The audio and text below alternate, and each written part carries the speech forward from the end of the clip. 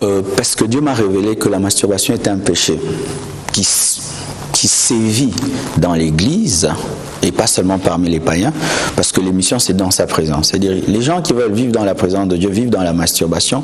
Ils sont très étonnés de rechercher la présence de Dieu sans la trouver, disant mais moi je ne pêche pas, je ne commets pas l'impudicité, je me masturbe seulement, alors que la masturbation est un grand péché qui chasse la présence de Dieu. Dieu n'a pas créé la sexualité pour qu'elle soit égoïste. Et quand quelqu'un se masturbe, il fait ce qu'on appelle l'autosatisfaction, qui est de l'égoïsme. Et c'est une déviation, c'est une impureté. C'est pourquoi la masturbation est un péché, parce que masturbation vient du terme manus, donc c'est donner du plaisir avec sa main. Et alors que Dieu a prévu un homme, une femme, dans le mariage, je précise, dans le mariage de sa femme. Bienvenue sur cette plateforme de FC Motivation. Mon nom est Fabrice.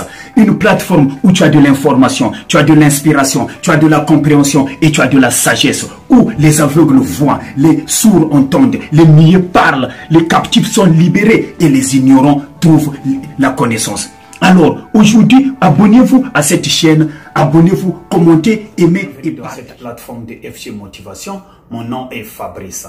Alors, j'aimerais continuer avec cette série que nous avons commencé, que nous avons intitulée l'impudicité dans toutes ses formes. Aujourd'hui, nous allons prolonger encore, ça c'est la 5e semaine, et nous allons parler aujourd'hui de ce qu'on appelle les remèdes puissants contre la masturbation. Il y a beaucoup de gens qui m'ont demandé, mais pourquoi Fabrice, tu parles toujours de la masturbation? Pourquoi tu parles toujours du sexe? Pourquoi tu parles toujours de ce qui concerne ce genre de choses-là? Ben, la raison est simple. Je vais vous donner la réponse. La première réponse, c'est que c'est par le sexe, non, que le diable t'attrape facilement. Le moyen le plus subtil par lequel le diable peut t'attraper, c'est par le sexe. Parce qu'il sait que tu ne peux pas avoir peur et tu auras peur d'aller tuer quelqu'un. Et la police va t'attraper, on va te mettre en prison. Il le sait très bien.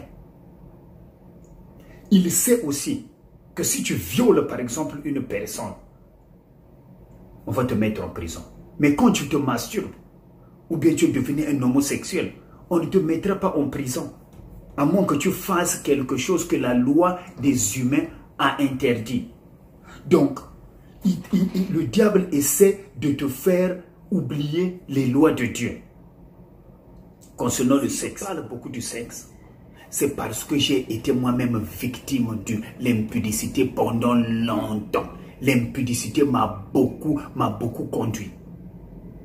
Mais aujourd'hui, par la grâce de Dieu, j'ai été libéré. Donc, j'essaie d'aider aussi les autres pour ne pas tomber dans les mêmes problèmes que moi j'avais eu. C'est tout. Ce n'est pas pour montrer les connaissances, ce n'est pas pour chercher à s'exposer, ce n'est pas pour se faire un nom, mais c'est tout juste pour aider. Merci. Alors, donc nous allons rentrer dans le vif du sujet aujourd'hui. Mais avant qu'on puisse continuer avec les remèdes puissants de la masturbation, j'aimerais d'abord faire une récapitulation. Donc, on va repartir à la vidéo passée qu'on avait eue sur la masturbation. Les 4 remèdes que je vous avais donnés contre la masturbation. Maintenant, on y va.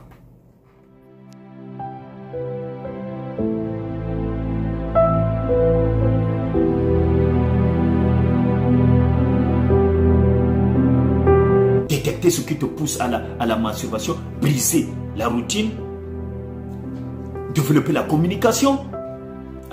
Et le dernier point, développe une vie de prière. J'espère que vous avez bien suivi, vous vous êtes rappelé pour tous ceux qui nous ont trouvés au milieu. Bon, maintenant nous allons continuer avec les 4 autres remèdes puissants de la masturbation que j'ai trouvés.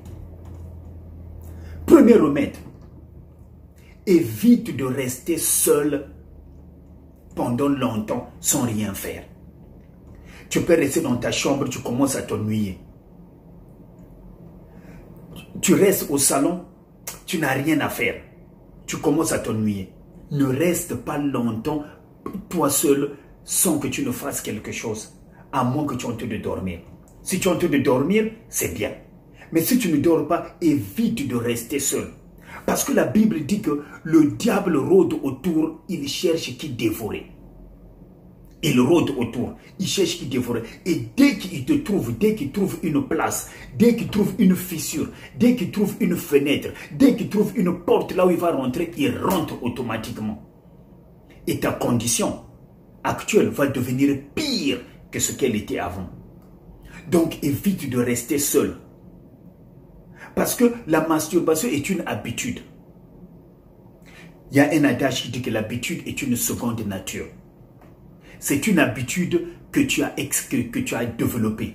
Maintenant, la nature a horreur de vide. Comme la nature a horreur du vide, ce qui va arriver, c'est que quand tu essaies de te débarrasser de la masturbation, si tu ne remplaces pas cette habitude avec une autre habitude positive, ce qui va arriver, c'est que tu vas retomber et ta situation sera pire. Avant, tu te masturbais une fois par semaine. Maintenant, ça deviendra 2, 3, 4 fois par semaine. Et tu vas t'enfoncer de plus belle. Deuxième solution. Évite de toucher tes parties génitales pendant longtemps. Les parties qui t'excitaient avant, évite de les toucher pendant longtemps. Parce que c'est de cette manière-là que tu vas réveiller les sentiments.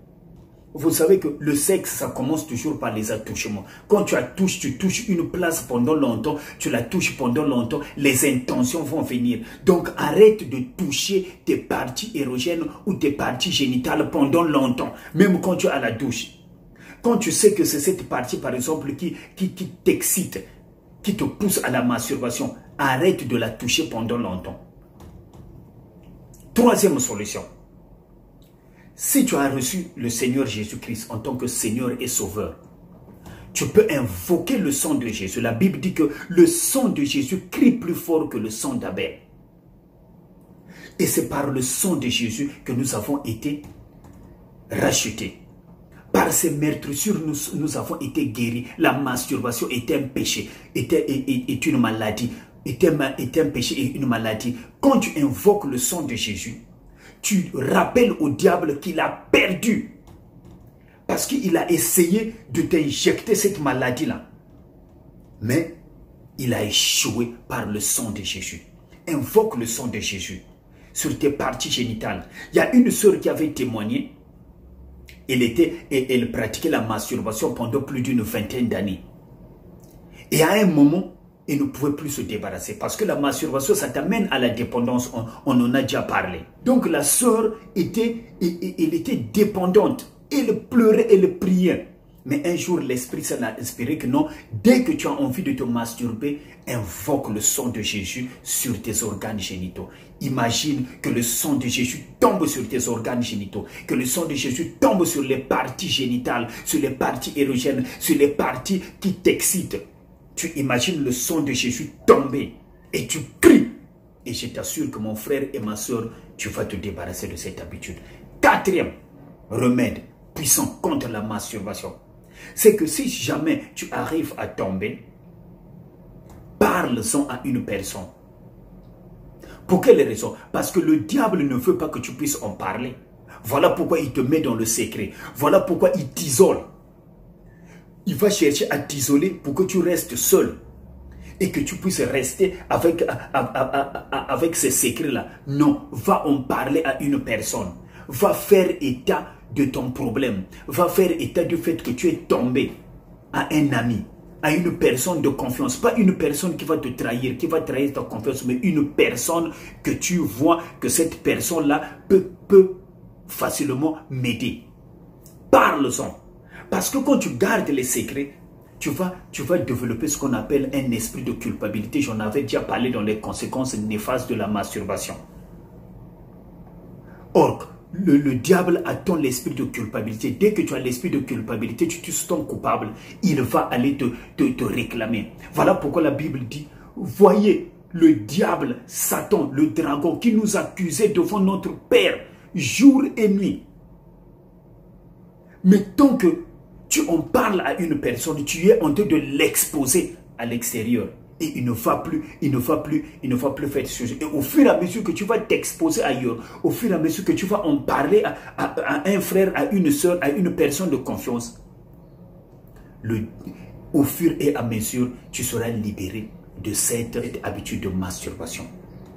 Alors, donc, il y a le fait de ne pas rester seul pendant longtemps sans rien faire, tu risques de tomber dans la masturbation. 2, ne touche pas pendant longtemps tes parties érogènes, tes parties qui t'excitent pour faire la masturbation. 3, invoque le sang de Jésus qui va te libérer contre la masturbation. 4e point, 4e remède, parle-en à une personne qui va te comprendre. Merci.